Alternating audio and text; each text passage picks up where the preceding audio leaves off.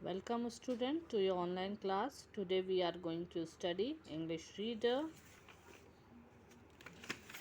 Chapter 1, A Story of True Love. The kite maker was very old.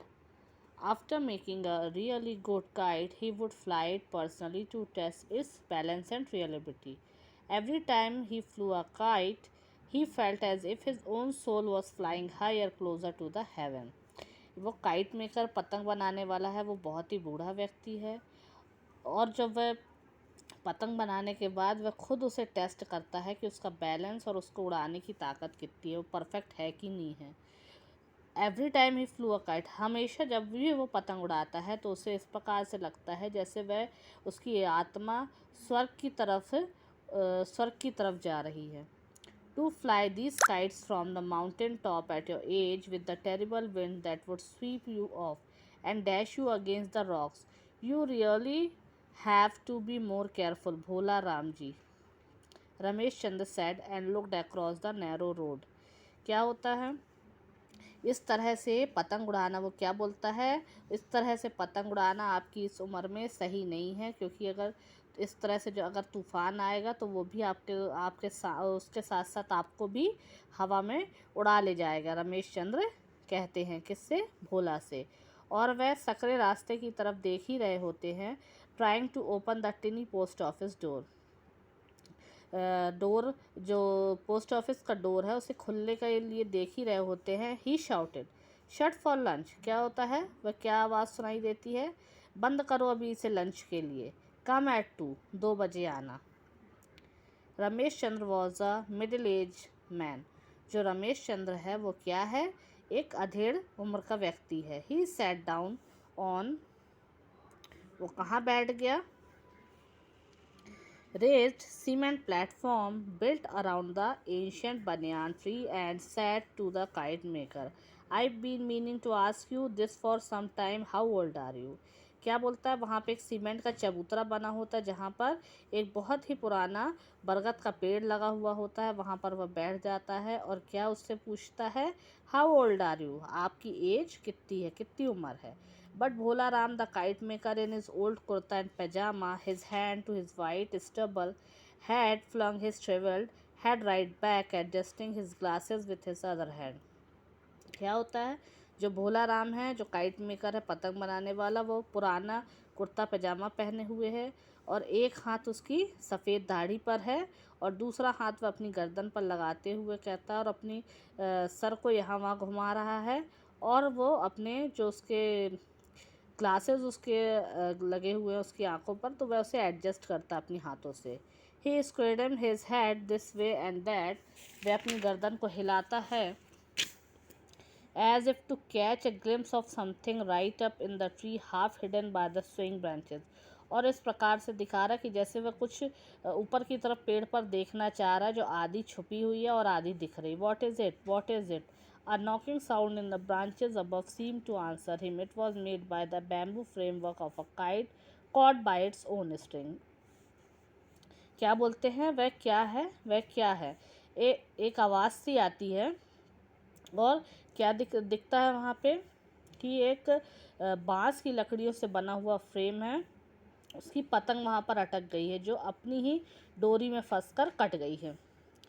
You asked about my age, तुमने मेरी उम्र के बारे में पूछा। Do you see this tree, Ramesh Chandra ji, क्या तुमने इस पेड़ को देखा है? Well, age is an illogical thing to do with growth, times, flight, death and life both. क्या बोलता है वो कि जो एज है वो तो सिर्फ एक गणना है, उस जीवन और मृत्यु का कोई वो नहीं है। Queries about one's age should be made in the conquest of natural forces around us. क्या बोलता है वो, ये सब चीज़ों क्वेश्चन की ये क्वेश्चन होना चाहिए था कि ये जो नेचुरल जो ताकतें होती हैं हमारे साथ, इनका क्या है। सो let me say that what I then when I was born. क्या बोलता है कि मैं पैदा कब हुआ था।